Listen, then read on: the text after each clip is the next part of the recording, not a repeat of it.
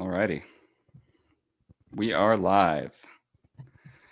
Thank you, everybody. If you've joined us already, we are just going to give it a few minutes here for everybody to get logged in, make sure that there's no technical difficulties, and then we'll get started maybe about 2 or 3 minutes. Daniel, where are you calling in from today? San Diego. San Diego. Just on like the road. You, I believe. I'm up in Temecula, so Daniel and I are just maybe an hour apart. What part of San Diego are you in, Daniel? I'm in North Park, San Diego, so Lovely. Closer to downtown. I just came back from Austin. I was at a Hack Your Health conference. It reminded me why I love San Diego so much, because the humidity was wild. Well, we're going to be in Austin, in October this year or something for Unboxed? Oh, you're going Unboxed? Nice. Yeah. Will you be there? I'm not sure. I'm looking for some fall conferences. So.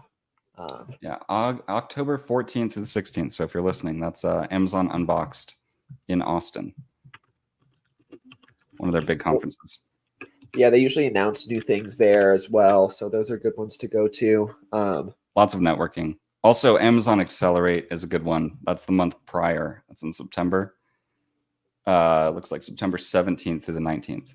That's a really good show if you're a seller or a brand. Amazon has at least, I think, like 1,000 Amazon employees just roaming the floor from each department, answering questions, and lots of speakers providing great content too.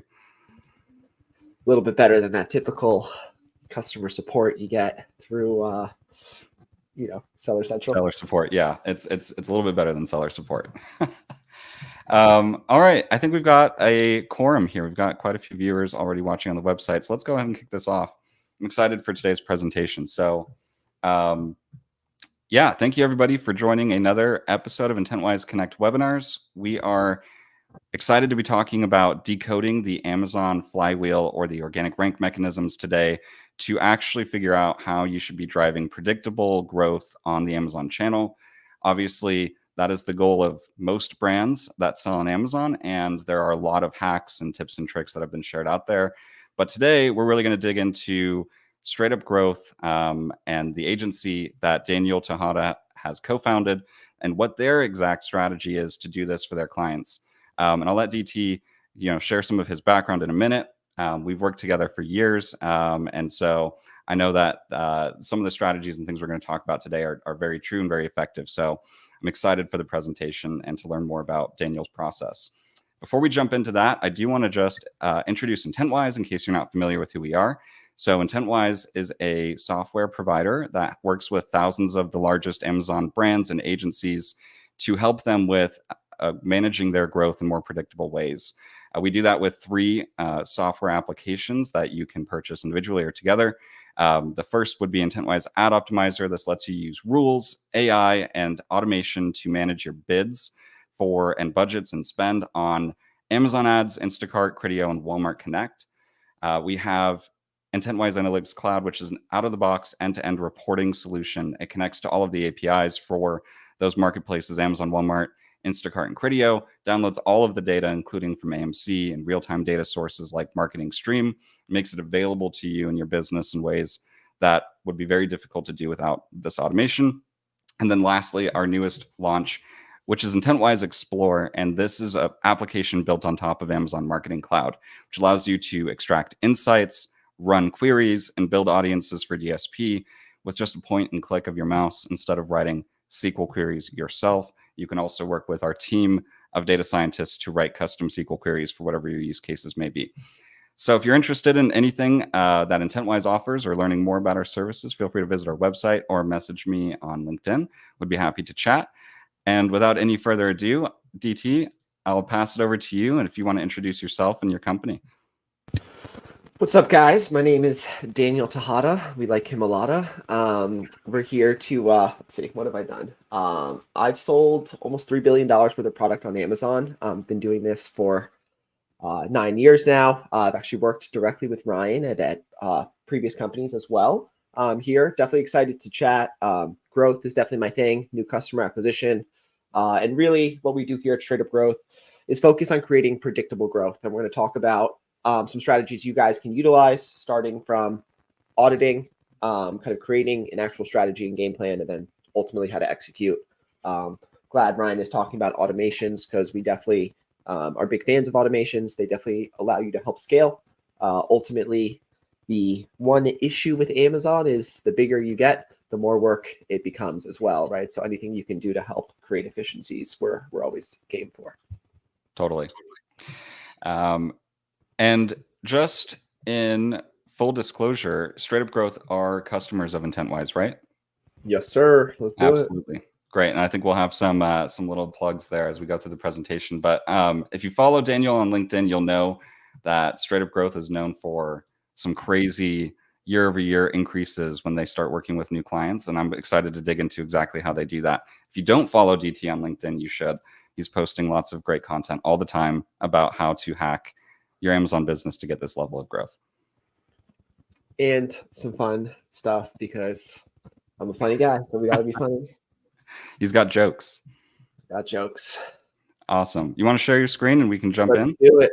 Yes, sir. Okay. Awesome. Right. So I'm going to go ahead and start. Can everybody see my screen okay? Yes, Ryan. You let me know. You should be good. Let us know in the chat if you're having issues. Cool. All right. So I like to start, really talking when I'm planning for the year for Amazon or any time frame, is what are the pillars that I can use, right? Or what are some big levers that will really help create predictable growth? The first being ranking organically. You have to leverage your advertising to do this, right? For long-term consistency there. We call it Rank City. We'll definitely jump into some strategies on how you can rank. But that's got to be a core value in some capacity of typically any Amazon strategy. Next, content is king. At the end of the day, it doesn't matter what we're driving from an ad spend perspective if we're not driving high converting listings, right? We want to create strong content that really sells a brand. It doesn't matter how good your product is, or even if you are selling more of a commodity type item, we still want to create a brand. We still want customers not just to purchase one, but to come back, right? And ultimately increase that LTV over time for your brand. Perceived quality is definitely something that we push hard on, and we'll show you some examples from a listing optimization standpoint. Also show you how you can actually figure out how you stand compared to your competitors from a conversion rate standpoint, because that's very important as well. Now, not every brand has to participate, but there are ways to leverage promotional strategies to really pump your conversion rate. You can do this for increasing repeat purchases. You can do this for things like subscribe and save. You can also do it for things like ranking strategies, but we'll talk about that throughout the presentation here. And then last but not least, Amazon's DSP. Their DSP platform is extremely robust at this point in time. You want to make sure your account has hit certain threshold before you start jumping into Amazon's DSP. But there's tons of ways you can use it creatively, really based on what your goals are, right? And when we think about Amazon, we want to create goals at a product level. And that ultimately will inform, some of the strategy that we will push here.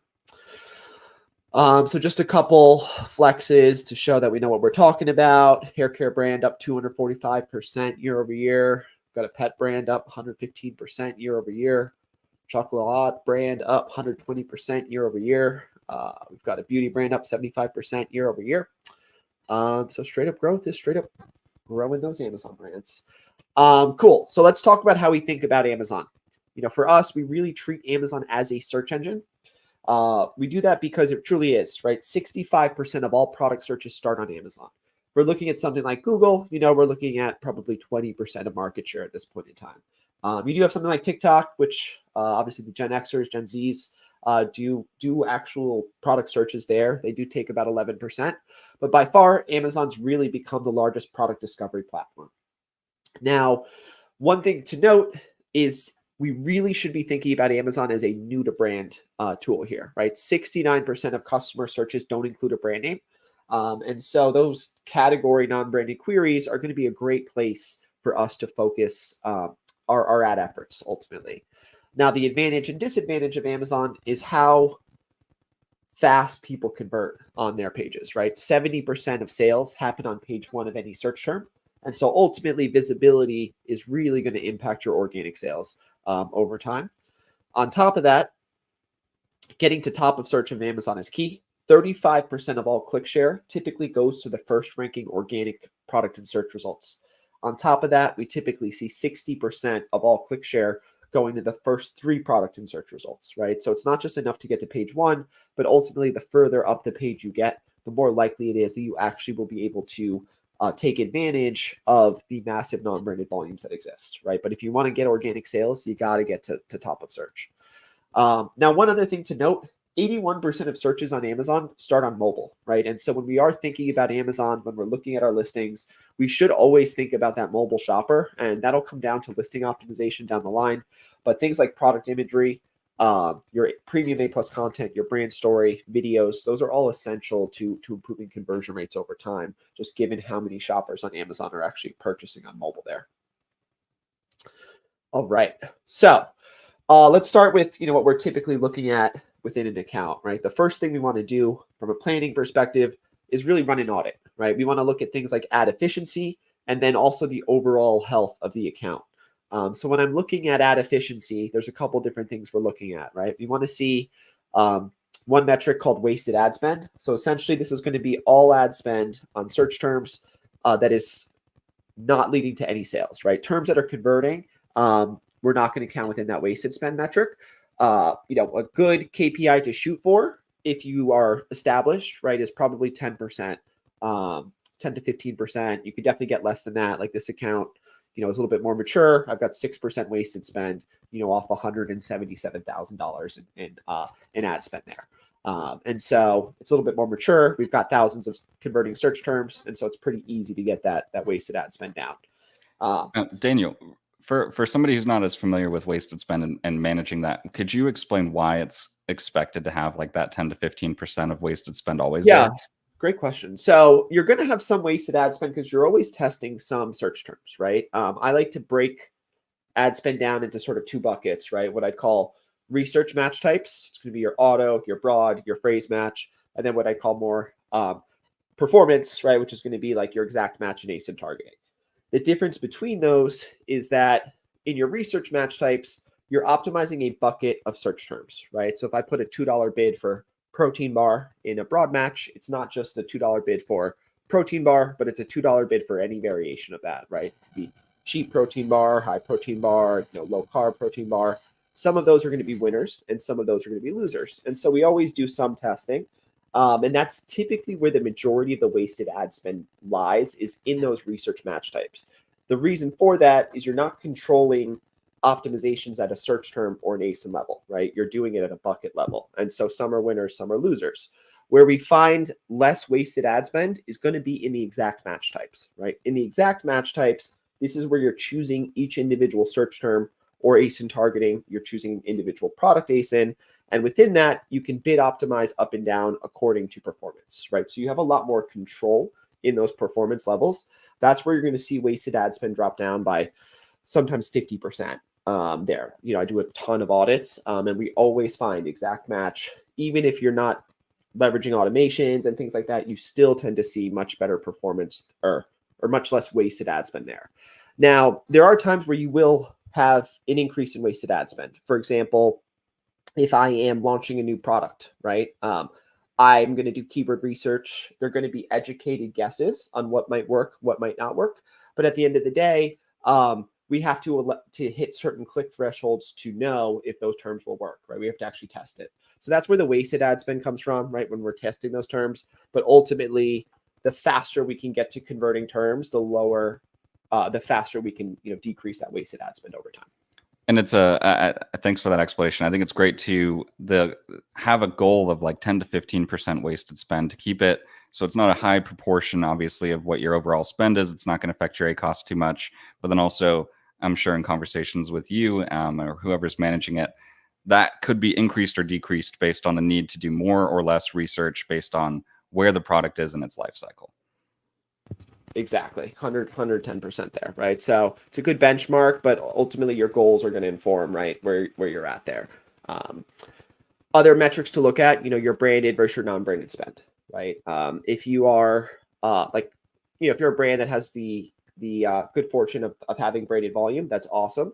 But that defensive ad spend isn't going to necessarily drive more new to brand customers, right? It means you're reliant on your branded volume, which unless you're using like top funnel DSP tactics, most likely that branded volume is being determined by what you're doing off of Amazon, right? The majority of our ad spend, typically, let's say 85 to 90%, is typically driven towards non-branded terms, right? So that can be conquesting, it can be category non-branded search terms, but ultimately we want to leverage Amazon as a new customer acquisition platform, right? And so that non-branded spend is what you're using towards new customer acquisition. That branded spend, which we'll talk about down the line, are really the ways to squeeze more dollars out of customers, right? So introduce them to new products within your product line. It's a way to increase repeat purchases on maybe customers who've purchased in the past but haven't purchased in the last 30, 60 days, things like that. But yeah, efficiency is definitely important, especially if you're in competitive categories, right? Certain categories still very fewer and fewer do, but still have cheaper CPCs right in the dollar mark. But if I'm selling supplements, for example, if I want to launch a vitamin C, I'm going to start with $10 CPCs, right? And so that's super expensive. It means your budgets run out very, very quickly. And so ad efficiency can really add up, especially in competitive categories. Now, we don't want to just get totally focused on the advertising piece, right? We always want to think about how does your ads impact the overall picture. And so these are some of the golden KPIs that we look for here. One of them is sessions. Sessions is ultimately the number of unique visitors that your product listing are getting there. And so we're always limited by those eyeballs, right? So if we have low sessions, for example, and you can do this at both a product or an account level, we'll know that one of our goals from a low sessions perspective is I need to increase my traffic, right? And so that's where you want to think about organic ranking strategies. It may be you want to revisit the type of keywords that you're going after because maybe those keywords are too low volume, right? But ultimately, doesn't matter how good your product is. If people can't find you, they won't buy from you at the end of the day. So traffic's important. Orders obviously is important for us. Rev is important. We want to make sure we're on track for our targets. Conversion rate is a metric that we'll look at. So we want to make sure that we are obviously at the bare minimum in line with or better than our subcategory averages. And I'll show you an area where you can actually find your subcategory average conversion rate. And so you can see it's a really good diagnostic tool to see if you need to do listing optimization there. The other metric that we love to look at is percentage of sales driven by ads, right? If we're looking at, some brands I'll see 60, 70, 55% ads driven. That typically means, or is a good leading indicator that we don't have great organic ranking, right? And we probably want to implement some ranking campaigns in order to not be so dependent on advertising for sales.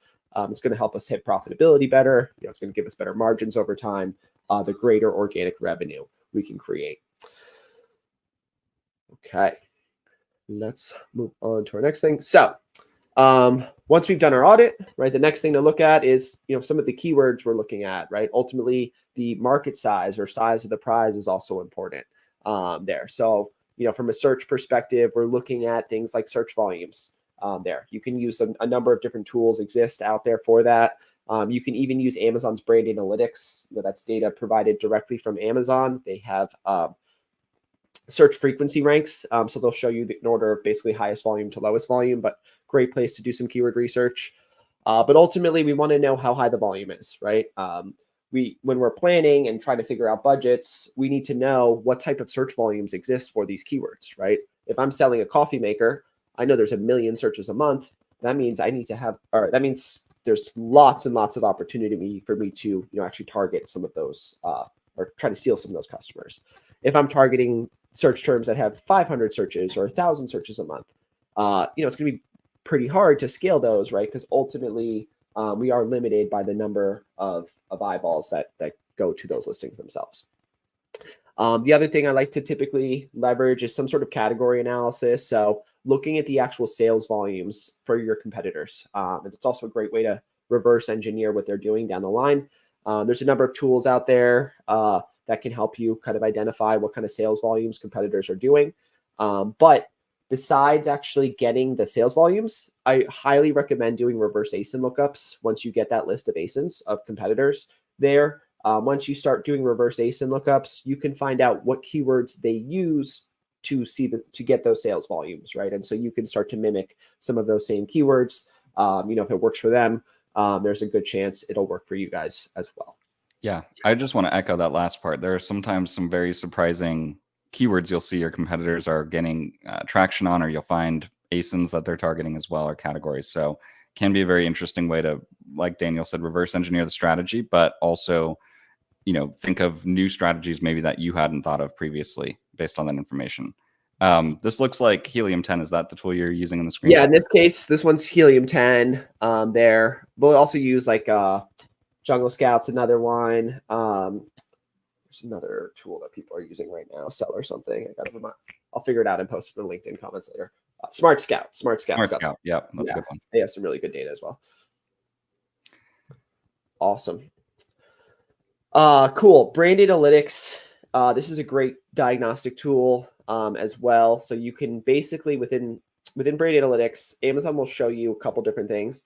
They'll show you essentially an average search frequency rank. Now we uploaded this into Excel to make this a little bit easier to understand and monitor on a weekly basis. But within it, the Amazon backend platform, you definitely can upload ASINs up to 100 at a time within, and you can search different timeframes. But what it'll show you is something called an average search frequency rank. So in this case, the lower the number, the higher the volume there.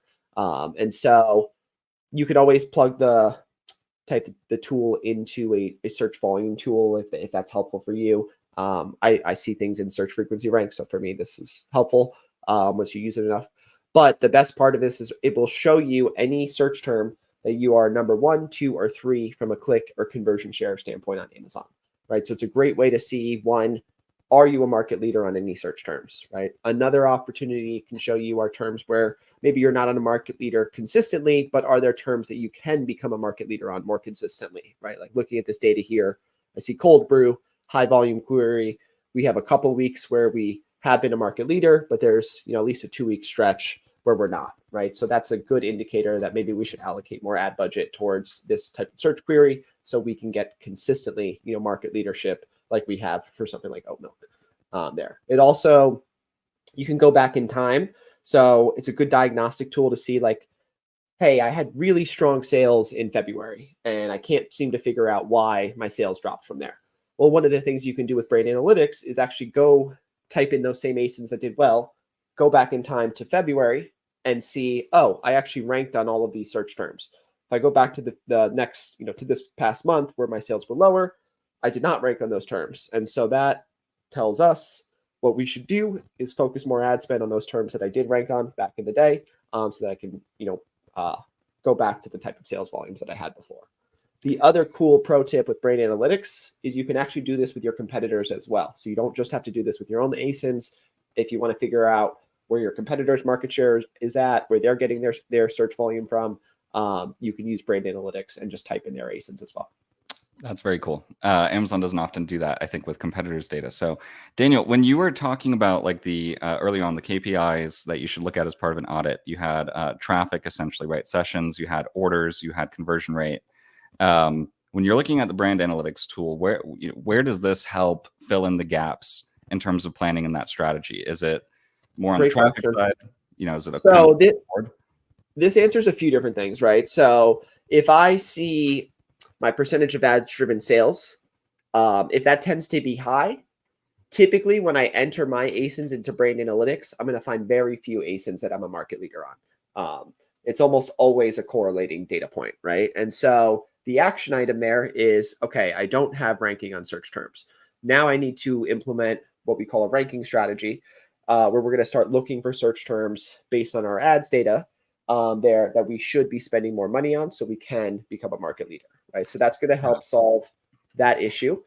The other issue it's going to solve over time is sessions, right? The more terms you become a market leader on, the better you tend to rank on those terms. The better you rank, the more traffic you're going to get, not just from advertising, but from organic visibility on these search queries.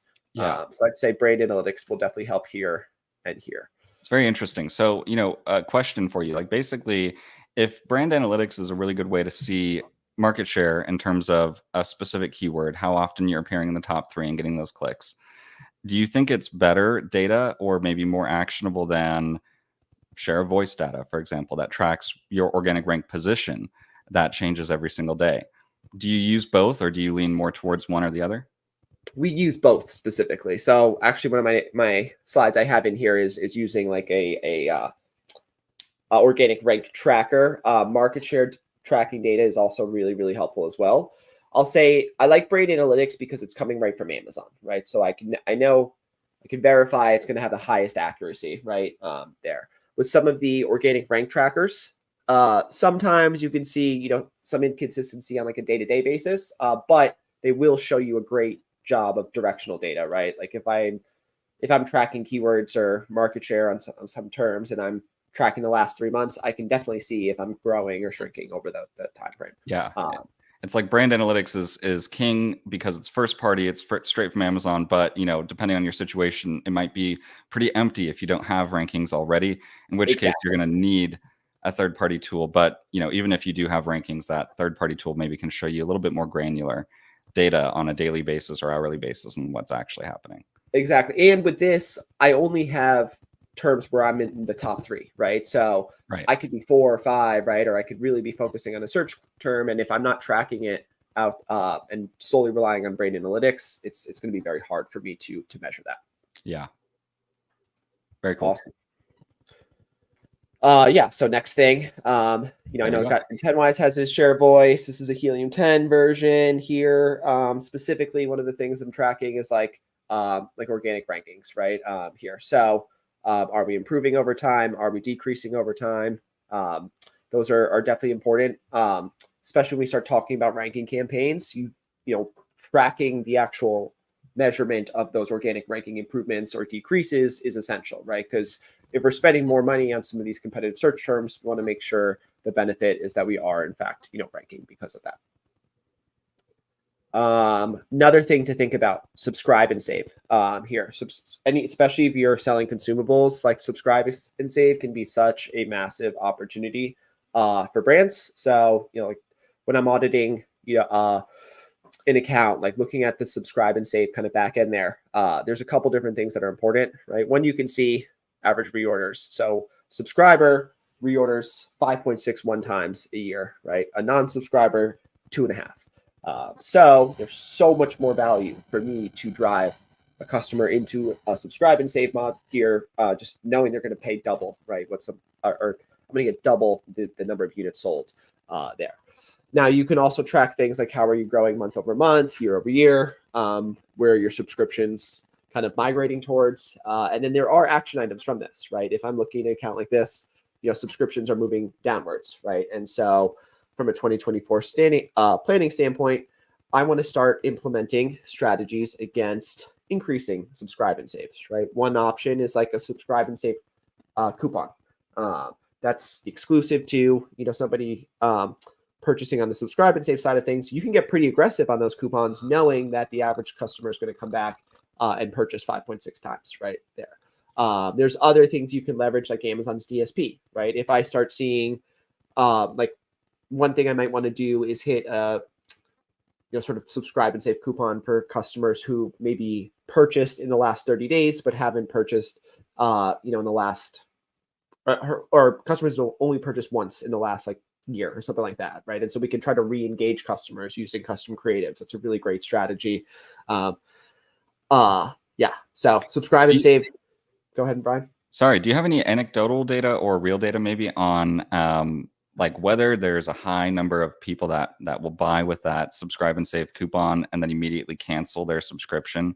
Like even if it's anecdotal, what do you see? I tend to see, we use this strategy across the board. We almost never, you'll see some drop off, but overall it should lift the amount of revenue you're seeing from a subscription standpoint. So most people don't drop off once they get stuck on subscribe and save. It seems like an incredibly simple tactic that could have a real, immediate impact on bottom line. Yeah, no, it's really simple. Honestly, the problem is you used to only be able to do subscribe and save coupons through vendor, right? So some brands were limited on it. And a lot of brands also get stuck, I'd say, on the first purchase, right? If they're looking at their ACOS and you're running that a 20% off subscribe and save coupon, let's say, all of a sudden your ACoS looks a lot worse because, well, you have 20% lower AOV right on that first purchase. So you really have to think about the long term, right? Think about your LTV. Most people don't think about this, but if you reach out to your Amazon ad rep, like they can tell you what your customer lifetime value is for the last 12 months at a top line level, right? It's data that exists. If you start getting into things like Amazon Marketing Cloud there, which, as Ryan mentioned, like getting support, and if you don't know how to do SQL, like using a partner is definitely helpful for that. But you can start finding out some of these data points, right? Like what kind of LTV do you get against certain products, and that can impact the actual like CAC, or like cost of acquisition metrics that you're willing to spend, right? Especially if you know customers will spend more money over time. And what is a recommendation in terms of how big that discount should be? Do you stick with the same number? Does it really just depend? I would say like you want to see a measurable impact in your ad conversion rates, right? So like IntentWise has a comparison feature, for example, in the search terms, where you could look at conversion rates and choose a different time frame and see what changes from a conversion rate standpoint. So like a good way of testing it is you could run a coupon for a week, right? And you could try 4 different discounts. You could do like a 5%, a 10, a 15, a 20, for example, and you can see how your conversion rate changes over time, right? Eventually there's a point where you're not seeing that much more of a impact in conversion rate, right? So you've probably maximized that discount. But ultimately, if you have a decent conversion rate, you don't need to have a massive coupon right on there, because they already want it, right? Simply offering that coupon is enough to get them into that subscribe and save sometimes. That's great. That's a really common sense way to track it, is looking at the ads conversion rate to see whether it's improved. And then theoretically with AMC, you could take that a step further and even look at your ads conversion rate for subscribe and save, separated from just individual one-time purchases. Exactly. Which is really cool that AMC lets us do that now, because that's something that we would have liked to know in the past, and now is actually somewhat available to us. So totally cool. Love subscribe and save. Oh yeah, gotta love that, baby. Another thing from a planning purposes piece here. So we want to create goals, right? Especially on conversion rate. So if you go into the ad console, there's an area for brand metrics where you can actually jump into sort of some category data average, right? And so in this case, like I'm looking at serums under treatments and masks. And so I know the average customer or the median customer conversion rate in this category is 15.3%. The top category is 32%, right? So this is a very high converting segment. Now, when I'm looking at my products, what I want to look at is, okay, if I look at my unit session percentage, where am I at, right? Am I below target? If I'm below target, then we definitely want to do an evaluation on what can we do to improve our listing to get our conversion rate up to that category median. Now we might be at the category median, right? Maybe we do have bullet points. We've got good title. We're using all of our images, but maybe we're using just regular A+ content, right? We're not using premium. We don't have a brand story. Maybe we don't have text on our image stacks. And so those might be the improvements you need to get to that top, sort of that top tier of conversion rates there. It's a great place to give yourself benchmarks, right? At the end of the day, different categories are going to have different conversion rates. And so don't always guesstimate, right? Like at the end of the day, Amazon does provide this data for you. And so you should utilize it to figure out where should we be converting at. Yeah. And conversion rate is probably, in my experience, one of the, if not the most critical metrics. Obviously, everything else sort of bubbles up to the conversion rate. And if you're spending tons of money to drive traffic and have a poor conversion rate, aren't focused on optimizing that, or at least understanding where you are, it's going to lead to disaster every single time. So really don't sleep on this. And I love this example of actually being able to find the category benchmarks, because this is not something that everybody knows how to do. And it's really helpful context for what is a good conversion rate for my brand. Yeah. And one other thing I'd add is it also gives you percentage of new to brand customers, right? So you can use this to see, one, like, how am I doing from a new to brand perspective when I'm running my advertising, right? That's a massive metric. You can see like, maybe I'm overspending on brandage, right? Like my new to brand customers is really low. That's typically a good reason why you're flat over time, is because you're driving a low percentage of new to brand. The category top is always a little skewed here, right? Because there are brands that are newer to Amazon, and so they are going to be 90% plus driven, right? So I do like to use the category median more often as sort of a benchmark from a new to brand perspective. One caveat there is it also depends on like where is your product in its life cycle, right? Have you been selling on Amazon for 5 years? You already rank really well, right? You're only going to have you'll eventually hit like kind of a plateau, right, of new to brand, and eventually you'll have enough repeat purchases that your new to brand won't necessarily be that high, and that's okay. But if I'm newer on Amazon, I don't have great, brand analytics, I don't have great SEO, right? Then I probably want my new to brand to be as high as it can be, right? Because I want to be bringing in more and more customers into the fold, and that organic revenue will increase over time. Right. Okay, so we're talking about content, A plus versus premium A plus. I'm just going to show you guys a couple live examples because I think it's a little bit easier here on things that we're looking at. So one of the most important pieces for conversion is going to be your images, your A plus, your brand story. The reason for that is 81% of shopping on Amazon happens on mobile. And so because of that, product images become very prominent, right? Your bullet points get pushed super far below the fold. And so other than reviews and price point, the content really is going to be important. So one thing that we'll do across the board is text on all of our image tags, right? So you'll notice, even though we're leveraging lifestyle images, product shots, right? The customer should know why to buy this item without just looking off the images alone, right? And so you'll see we get all of those USPs in there. We've got sort of a how to use here. We've got some, if you have like these image banners, these always help a lot. And then cross promoting to other items within the portfolio. But image stacks are really, really important. If you have video, obviously uploading video there is going to be huge. Scrolling down the page to what else is important from us. It's called a brand story, right? This is a newer launched, probably, I guess, maybe a year and a half. I can't remember when they launched this. But this is something that is really, really helpful for a couple different reasons, right? One, we can provide some unique selling points to help improve conversion rates, right? So, clean, potent actives made for sensitive skin, right? So we're getting some USPs right in there. But you could also drive traffic to other items in the portfolio, right? So in this case, this item's part of a collection. And so we actually created a storefront page with that collection, right? Even if I'm driving ads traffic not to all of those items, but maybe I'm choosing one item in particular to drive more of my non-branded traffic to, I can still get exposure to the rest of the portfolio, right, by cross-promoting here. Next, this is called premium A plus content. So premium A plus content takes up 80% of the white space versus, historically it'll take up about 60%.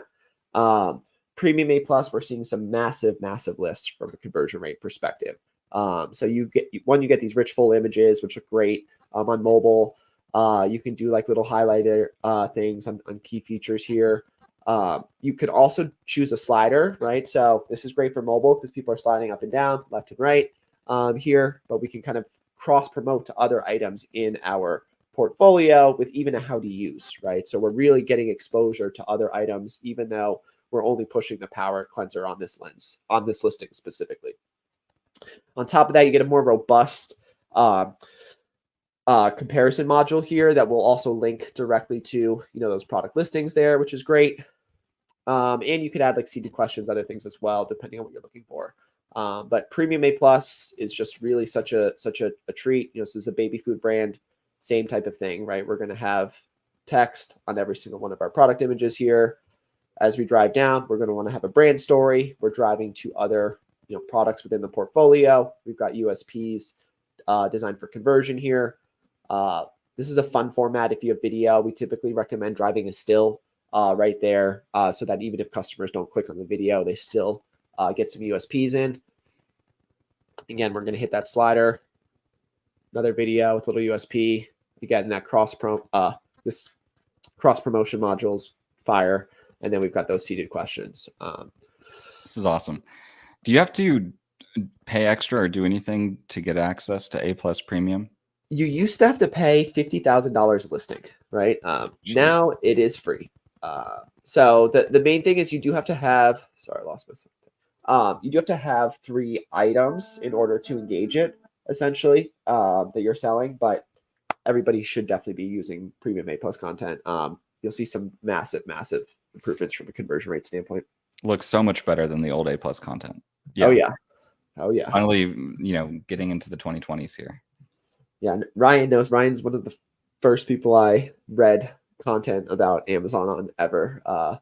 So he knows those old listings for sure. Miserable. The text only listings and the images that were 1 kilobyte in size. Nothing beats the sidebar sponsored product advertising. That was my favorite that I always did. You guys don't know. Okay, a couple other things to think about from a planning perspective here. Use the customer loyalty analytics, right? This is data that never existed before, on Amazon. About a year and a half ago, Amazon released this. Essentially, they will show you information on different segments within your customer base, right? So they'll give you total customers, your top customers, at-risk customers, and hibernating. So these are ones that are falling off essentially, right? It also gives you information like how many new customers did you drive? So I looked at last year, for example, they had 141% increase in new customers, right? So we know that what they're doing is working towards there. Had 171% increase in sales, which was great. But we can also see things like repeat customer segments, right? And this can inform things like DSP and sponsored display advertising here. But for example, we know they had about 100,000 repeats. Their repeat purchase rate is 23%. There, it is improving there, but it still could be below maybe where where I'd like it to be, right? And so things I can implement like a DSP retargeting campaign on customers who've purchased from us, but maybe haven't purchased from us in the last 90 days, right? Try to get creative on some of the messaging to remind them, why they purchased this item in the first place. But some of this customer loyalty analytics is really interesting. You can also look at it from different timeframes or segments. So if you're maybe you want to look at it from a quarterly basis, if you're doing new initiatives, and you can kind of see how are those new initiatives actually changing your customer base. Yeah, this is a really great tool to see, like Daniel mentioned, the segments of your customers where you don't need to use AMC or anything else that's super advanced. So if you're just interested in getting like an initial glimpse, this would be a good place to start. Daniel, where do they find this module if somebody's looking for this? So it's within Brand Analytics in the back end of Seller Central. So the same place, within the Brand Analytics module, it actually takes you here first now, and then it takes you to that top search terms view, which is what we were looking at earlier. Got it. So it's going to be a sub menu under Brand Analytics. Yep. Awesome. I think we talked about branded versus non-branded. I do want to talk about automations here, especially from a scaling standpoint. Ultimately, what we're doing with ad spend is we're just moving clicks around, right? There based on certain goals, certain KPIs, right? That need to be hit. And so you can do this manually, obviously, but it just gets extremely cumbersome, right? We spend $75 million a year on ads. There's no way we could do that, entirely manually, right? So for us, we like to use like rule-based automations. There are the key is to make sure you're setting the right time frames, right? You want to make sure that you are setting criteria that make sense. But there's really easy rules like keyword harvesting. One of the reasons we get our wasted ad spend so low is we have rules that are set up when we have converting terms in research campaigns that automatically move terms over into exact match. Right? We have terms of rules that will automatically negate keywords, as we move those terms over into an exact matches. We've got rules for bidding terms up, bidding terms down. We still have a manual component to what we do, right? Especially because of the ranking piece, but the automations piece is definitely what allows us to hit scale. It also allows us to really create redundancies, right? We can make sure that, I might be sick one day and, maybe I missed optimizing that day, but my automations will catch some of those potential optimizations, right? What's your thoughts on, maybe things that shouldn't be automated versus, things that definitely can be, or just generally, I think brands today are faced with a lot of options when it comes to software to help them manage their ads. And obviously that's what IntentWise does. What's your thought on like having the rules-based versus trusting AI versus things that you should never touch or let a machine do on its own? Do you have like an idea of what that looks like in your head? Yeah, so I think part of it is like what kind of time do you have, right? Is the first thing. If I'm a brand and I know I can get in here once a month, right? Like, or maybe once every 2 weeks, because I'm also managing the inventory, right? And I'm managing creating shipments for my business and all that other fun stuff and dealing with cases. Um, it's going to be really hard to do this all on your own, right there. So like leveraging a fully automated tool might be the best solution there, right? We are like in the way that I structure things with my agency, right? We leverage automations plus we have an ads manager that's specifically like doing manual optimizations, right? We get a lot in the weeds with ranking in particular. And so that manual piece does help because we can like ranking can be a little bit more manual than I'd say more profitability focused advertising, right? And so in that case, because we have a little bit more bandwidth available, we kind of leverage that rule based. There's very few instances where I would say to fully do it manually, right? Because ultimately, like even setting up some basic rules on harvesting and things like that, it's going to take out what I call like mindless work, right? There are certain rules that we have where it's like, if I'm in a product category and I get 50 clicks, 0 sales on a search term, there's no reason like I need to think about that, right? I need to negate that search term over time. And so those type of sort of golden rules, there's no reason not to automate it because it just means that you don't have to take time out of your day, download a search term report, create a pivot table, figure out what your actual performance looks like, and then go into the ad console and make that change, right? Yeah. Because that's a simple, mindless kind of thought over time. I like that though. Like, don't spend time on the mindless tasks when it comes to your advertising and when it comes to running your Amazon business in general. And there are certainly things in the advertising that are repeatable, are, quote unquote mindless and could be scaled. But I think what's important is what you said at the beginning is if you're a brand wondering what to do, it really does come down to the time and the resources that you have. To Daniel's point, if you're only checking your account maybe once or twice a month and you don't have a ton of expertise on what to do and how to set up the automation, a fully automated product might be the best choice for you. Whereas if you do have that time, or at least a little bit more time and expertise in terms of what you want your advertising strategy to look like, automations in this way could be very helpful in at least saving you time on the mindless work, but allowing you to still control your destiny, essentially. Exactly. Yep. And at the end of the day, it's like we're saving time, right? Like I know for like our reporting, right? We automated reporting that saved us thousands of hours, over a year, just given the fact that we have this many accounts that we're working on, right? And so things that you can scale, like that's why we have this big AI revolution right now going on, and everybody's trying to jump on board, is because there are ways to be more efficient, right? And ultimately, what can you do at that time, right? That extra time, like maybe you can research a new product, right? Maybe you can jump into your AMC data and start looking at like what does your LTV look like and start working to implement that. Maybe you can start figuring out how to make TikTok work for you guys, right? And create branded volume. But ultimately, time is a currency, Yeah. Real quick, Daniel, I want to go back to that last slide. We have another question. Is the customer loyalty analytics, do you know if this is available for 1P vendors? I believe so. I'm trying to give me 1 sec. I can do something on my end. Yeah, it's always tough to know where there's parity between Seller Central and Vendor Central. Right. Changes all the time. Right. Just forget.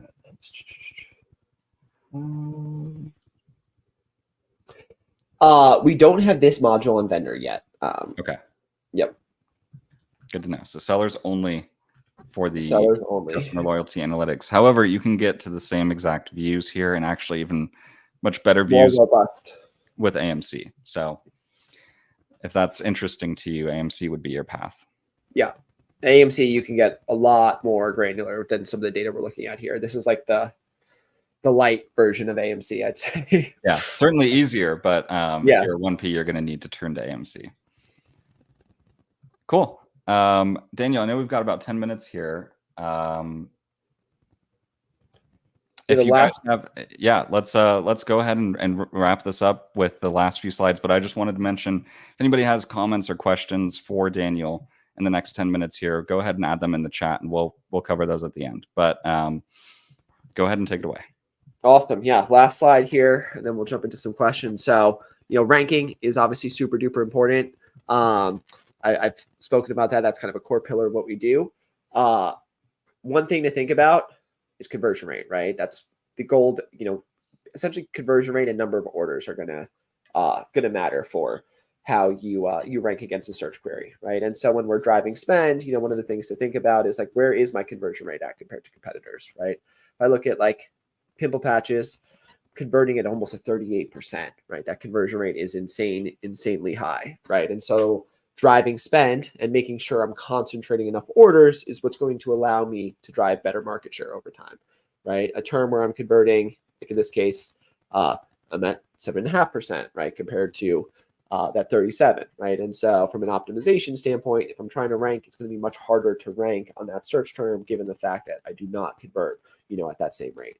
And so ranking is both the concentration of the orders as well as, the impact with regards to your actual conversion rate. So it's really interesting. So Daniel, like when you're talking about ranking and actually influencing a product's organic rank, do you have any sense? Obviously, nobody knows for sure what affects organic rank, but what are the things or the KPIs that you see are being very important? And how do you structure campaigns, even where the KPIs themselves, like ACoS, might look bad, to know that it's got a bigger goal, which is to achieve an organic rank? Like, how does that whole process work? Maybe walk us through a conversation with a customer.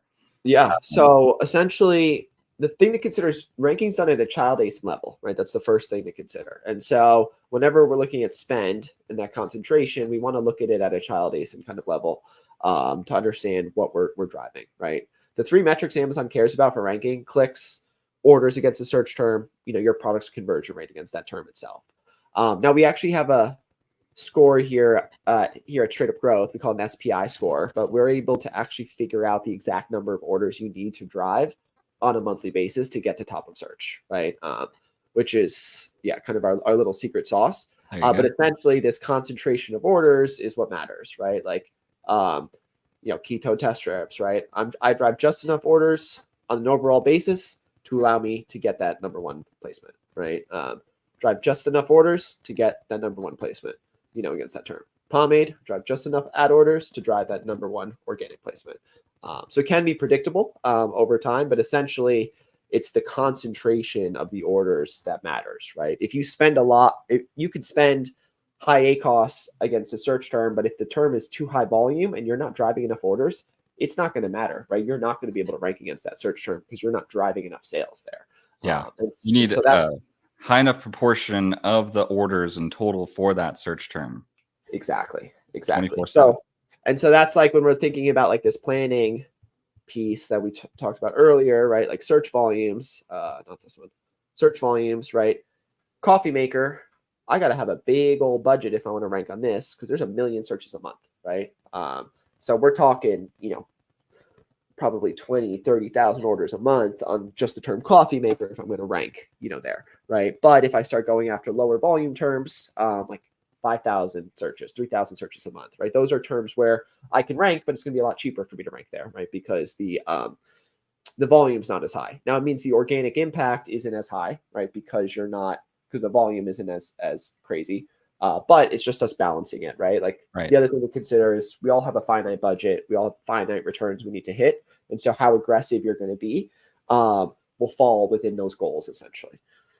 We got a good question from the audience here. It's, is there any A/B test or some way that you would actually structure a test to know that the ranking campaigns are working and impacting organic rank? How do you measure that? How long does it take? Yeah, great question. So the ways to measure it, right, is using like a share of voice tool is an easy one, right? So we spoke about that, right? Tracking your organic rank position over time. And then also using brain analytics. So we've got like 3 kind of brain analytics to see your actual market share or conversion share there once you hit that top 3. So those are kind of the diagnostic tools we're using. As far as time frame goes, I've done it in 30 days. Sometimes it takes 3 months. It kind of depends how many searches there are on that search term and how large of a percentage of total sales you're taking, right? So like I did this in the keto space, for example, very, very quickly. We got really aggressive with discounts. We spent and literally flooded the market with our ads, right, on the terms that we wanted. And we were able to do it relatively quickly in a very competitive category. Now I don't spend very much money to maintain those placements, right, because my relevancy is so high. But I take 45 to 50% of total market share against my main search terms at this point, right, because my organic ranking is so good. So it's about, essentially knowing where you stand today, using those three tools, organic rank trackers, brand analytics, and then looking at your advertising performance to know that, if I have no organic ranks today, I increase spend by X amount on this one keyword. How does that move the needle? Does it move the needle? But it's also important to then, if you're not getting the result you expect, go back and look at the proportions, right? Proportions of where was that ad, that ranking campaign ad on 24/7 for the keyword you wanted to rank for? Were you capturing it all? Or were you being limited by budget? Were there other things that were happening that muddied the water for the test? But basically, it is, as simple as using those three tools that measure your organic rank and correlating that to increases on that specific keyword with ad spend. Yeah, and then you also want to make sure that, like, oh, okay, I'm spending more on pimple patches, right? But sometimes your spend can go up, but CPC can go up at the same time, right? So your orders and your clicks might actually stay flat, right? And so that's why that, like, comparing, different time frames of, like, did my orders actually increase during that time frame is also really important. Right. Another question here. Curious your thoughts or your reaction to this. Is organic rank more important than search volume? Yes and no. So it's more important because if you don't rank on the search terms, you're not going to get organic sales. But the search volume is also important because if you're ranking on terms that have 100, 200 searches a month, you're not really going to get organic sales either because there's not enough people looking, right, to measure. So you can get full on the scraps, I'll say, but they have to have enough volume to give you, some impact from a ranking perspective. Yeah, I'll say, organic rank obviously is the reason why it's a goal for many brands is because you can show up and get the traffic for a keyword without paying for it each time. And so to answer this question, I would say organic rank is always important, but it's going to carry more weight when it's on a keyword that has high search volume. So that's how you should think about it. And to Daniel's point, chances are, unless you have a huge budget and a great product, great conversion rate already, and you're not targeting large keywords, chances are you're going to be doing this bottoms up, right? You're not going to be able to go out and target coffee and own 24/7 of all of these search impressions, but very specific form of weight loss coffee for keto. Maybe there's a long tail keyword where you can go and target for organic rank. One last question here. It's specific to IntentWise. I'll answer this real quick. In the IntentWise ads platform, is there a built-in automated rule set for ranking? The answer is no, but we can help you set those up. We have a CS team that would help you understand the goal and show you exactly how to implement this in IntentWise. Our goal with IntentWise is to basically give you full control. So a lot of what we do is custom, but the tool is intuitive enough for you to figure out how to pull those levers. But happy to chat through that in more detail. Daniel, is there anything else that you'd like to leave us with before we wrap up today? Don't forget about Prime Day. It's coming up before you know it. Here it's another 6 Prime weeks, Day. 5 weeks. Yeah. Something like that. If your inventory isn't in already, you're cutting it close. Yeah, you're cutting it close right now. So, well, that's a good tip. Thanks for that, and thank you to everybody who joined us today. Like I said, if you don't follow Daniel already, go ahead and check out his LinkedIn. It's got some great content there. Check out Straight Up Growth. They're great partners of ours, and we're happy to be working with them. And they definitely know what they're talking about when it comes to Amazon and Amazon ads. Is there still time to build organic rank before Prime Day? Maybe. What do you think, Daniel? Yes, but you really got to be starting your like, I would actually say start discounts like now, right? There. So you get those conversion rate bumps. You got to make sure you're spending properly. Smart brands, or like the brands that do Prime Day or peak seasons, right? Tend to rank before the peak season happens, right? Yeah. So it's a huge investment in ads and content and everything else that we talked through today, months before to gain the benefits. But yeah, I would agree with Daniel. Biggest impact you could have is probably to focus on conversion rates before Prime Day. Awesome. Thank you so much, Daniel, for spending this hour with us. Thank you to everybody else. who joined. We are going to go ahead and wrap it up, and we will see you on the next one. Bezos per Bezos, everybody. Let's do it. Bye-bye.